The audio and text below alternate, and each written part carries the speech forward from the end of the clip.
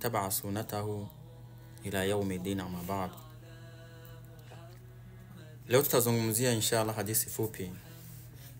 Hadithi inshallah itaweza kukusaidia katika kuwa na imani,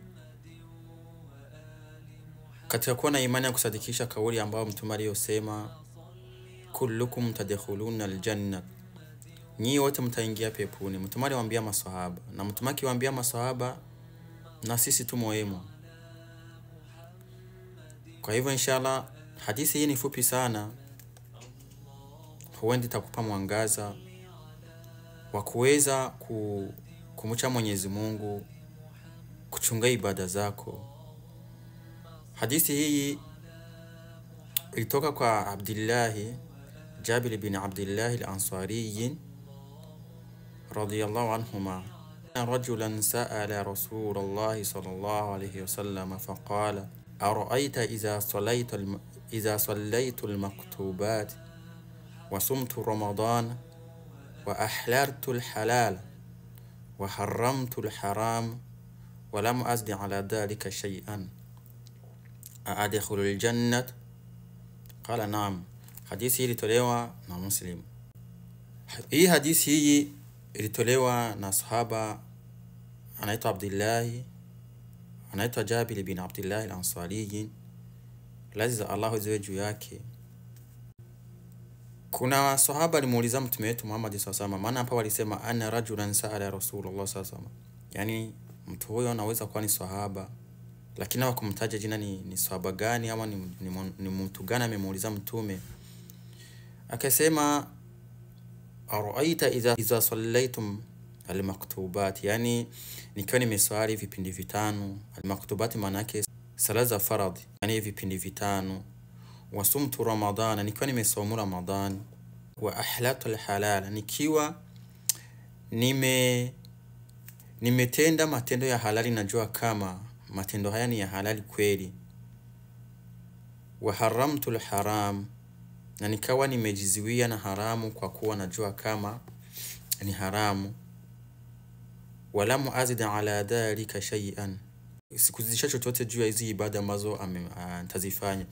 Ina maana alimuuliza Mtume wetu Muhammad sallallahu alaihi wasallam, ya Rasulullah, unaona nikiwa nimeswali mara 5 kwa siku, nikasaumu Ramadhani, nikatenda matendo ya halali, na nikaacha matendo ya haramu, wala nisizidishi chochote kwa hayo matendo ambayo nitakuwa nimeyafanya, nitaingia peponi? Mtume akasema naam, yani Mtume aliitikia ndio, utaingia peponi. Na Mtume tunajua kama wama yantiqu anil hawa in huwa illa wahyun yuha. Mtume aongei maneno ya kujitolea kwenye nafsi yake, bali alikuwa anaongea wahi kutoka kwa Allah. Ina maana hadithi hii tunapata faida kuwa mtu inshallah ambaye atayosali mara 5 kwa siku, akaswali vilivyo, na akasaumu Ramadhani, akasaumu vile vile ambavyo vinahitajika, yani ili akashika sheria za saumu, akashika nguzo za saumu, na akashika nguzo za sala zote zikakamilika, akawa anachungana na sala zake zisiharibiki, akawa anachungana na saumu yake isiharibiki, kujitenga na mambo ya haramu katika saumu zake, kujitenga na maneno mabaya katika saumu yake. Vile vile mtu huyo akawa anatenda matendo ya halali, kama vile ukiishi kwenye ndoa, kuishi kwenye familia, uko na mke wako, wake zako, na mashallah Allah na kuruzuku, unaishi vizuri na unafanya uadilifu kwa watoto zako, kwa wake zako, kwa mke wako. Vile vile unajitenga sana na mambo ya haramu, kama vile mambo ya riba, kucheza kamari, kufanya shirki, kutetana, yani kujitenga na utesi, kujitenga na kutafuta mali kwa nguvu, yani kwa mpaka mtu unatafuta mali, unakuwa tapeli, unaingia kwenye njia za haramu. Njoo sababu akasema wala muazidi ala dhalika shay'a, nitaingia peponi? Mtume akasema ndio, utaingia peponi. Kwa hivyo inshallah hadithi inatupa ni faida ambazo tunaweza kutoka kwa hadithi hii, ni kuwa yule mtu inshallah ataswali mara 5 kwa siku, akachunga sala zake inshallah, na kaswamu Ramadhani, akachunga misingi ya somo yake,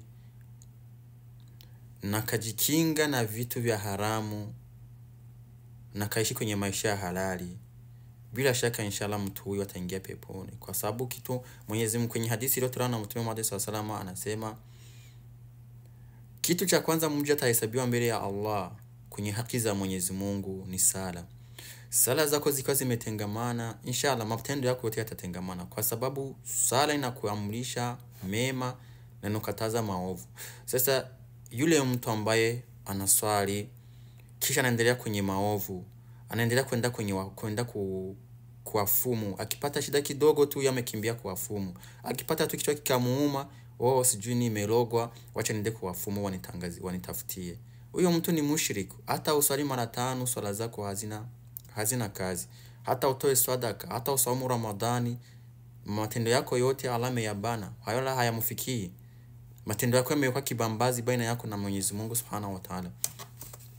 So kwa hivyo ni lazima mtu kama kwa Muislamu inshallah uishi maisha ambayo Allah anayopenda, kamwabudu Mwenyezi Mungu vile alivyosema, wa ma khalaqatul jinna wal insa illa liya'budun, sikuumba majini na wanadamu isipokuwa wanifanyie ibada. Kwa hivyo inshallah yule mtu ambaye atakuwa kwenye misingi ya kidini, kumcha Mwenyezi Mungu, kutafuta mali ya halali,